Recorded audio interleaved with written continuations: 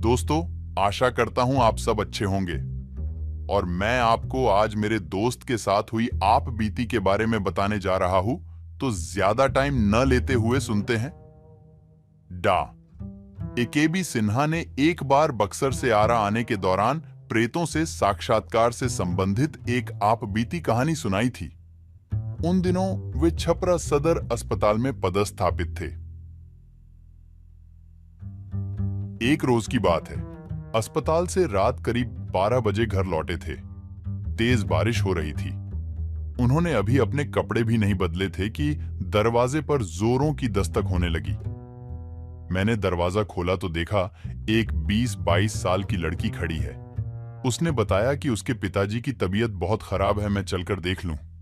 मैंने उसे बताया कि मैं रात में मरीज नहीं देखता। इस पर वह बहुत गिड़गिड़ाने लगी। मेरी पत्नी को दया आ गई। उसने कहा कि इतना कह रही है तो जाकर देख लीजिए। मैं अनमना सा बाहर निकला, अपनी कार निकली और उसे बैठने का इशारा किया। सुनसान सड़कों से होते हुए हम शहर से 5-7 किलोमीटर दूर एक कस्बे में पहुंचे। वहां आबादी से कुछ पहले ही एक मकान के बाहर रुके।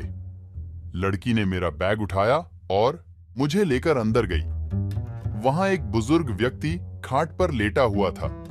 उसकी हालत गंभीर थी। उसके सिरहाने 2 महिलाएं खड़ी थीं। मैंने उसकी नब्ज टटोली तो बर्फ सा ठंडा लगा। शरीर भी ठंडा था। उसमें जीवन के कोई लक्षण नहीं थे, लेकिन वह धीरे धीरे कुछ बोल रहा था जो समझ में नहीं आ रहा था। मुझे कुछ समझ में नहीं आया तो उसे एक इंजेक्शन दिया और एक दवा खिलाने को दिया। सिरहाने खड़ी एक औरत ने उसे खिला दिया। एक टैबलेट सुबह में खिला देने के लिए भी दिया। इसके बाद चलने के लिए उठा तो लड़की ने मेरा बैग उठा लिया और कार तक छोड़ आई। अगली सुबह अस्पताल जाने के लिए घर से निकला तो सोचा रात वाले मरीज को देखता चलूं। मैं बस्ती में पहुंचा, लेकिन वह मकान कहीं नहीं दिखा। मैं बस्ती में लोगों से पूछने चला गया। घटना की जानकारी देने पर लोग मुझे हैरानी से देखने लगे।